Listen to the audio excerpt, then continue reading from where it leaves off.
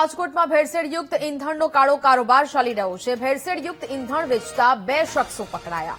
SOG અને કોવાડવા road પોલીસની સંયુક્ત કાર્યવાહી મહેલમ હારમલ અને રણજીત ધાંધલની ધરપકડ કરવામાં આવી છે। એસઓજીની ટીમે 3.17 લાખથી વધુનો મુદ્દામાલ જપ્ત કર્યો છે। ફ્યુઅલ પંપ સાથે 1900 લીટર શંકાસ્પદ જ્વલનશીલ પ્રવાહી જપ્ત કરાઈ। ટ્રાન્સપોર્ટના ગોડાઉનમાં ચાલતો હતો ઈંધણનો કારોબાર। ગ્રાહકોને છેતરી વાહનોમાં આ શંકાસ્પદ ઈંધણ ભરવામાં આવતું હતું।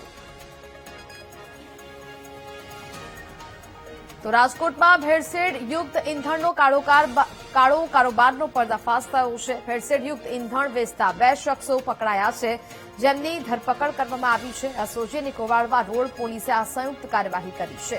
મહેલમ હારમલ અને રણજીત ધાંધલની ધરપકડ કરી કાર્યવાહી શરૂ કરવામાં આવી છે।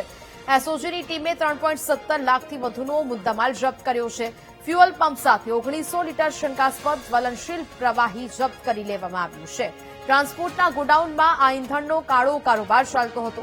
ગ્રાહકોને છેતરી વાહનોમાં આ શંકાસ્પદ ઈંધણ ભરવામાં આવતું। સંવાદદાતા શનિ ફોન લાઈન પર જોડાયા છે। શનિ, રાજકોટમાં ભેળસેળયુક્ત ઈંધણનો કાળો કારોબારનો પર્દાફાશ થયો છે, શું વિગત?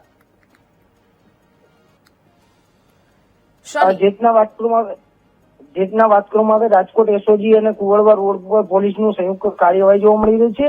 ગેરકાયદેસર પેટ્રોલનું વેચાણ કરતા 2 શખ્સો પર કાયદેસરની કાર્યવાહી કરી રહી છે। રૂડા નગર ટ્રાન્સપોર્ટમાં જેટના ભેળસેળયુક્ત ઈંધણનો આ કાળો જથ્થો છે તે વેચવામાં આવતો હતો અને ગેરકાયદેસર ઇલેક્ટ્રિક ફીડથી 1900 લીટર જે જ્વલનશીલ પદાર્થ એટલે જે અત્યારની ભાષામાં કહી શકાય કે આ જે બાયોડીઝલ તરીકે અથવા તો અન્ય કોઈ જે પેટ્રોલિયમ પદાર્થ છે તે વેચતા હતા। તેમાં મહેમલ ભારમલ અને રણજીત ધાંધલની ધરપકડ કરવામાં આવી છે અને એસઓજીએ 3.17 લાખનો મુદ્દામાલ જપ્ત કરી અને લેપટોપ, ડાયરી, બિલબુક સહિતના વેપારનો દસ્તાવેજ અને તમામ વસ્તુઓ છે તે કબજે કરવાની પ્રક્રિયા છે તે હાથ ધરી છે। જી બિલકુલ, જાણકારી બદલ આપનો આભાર।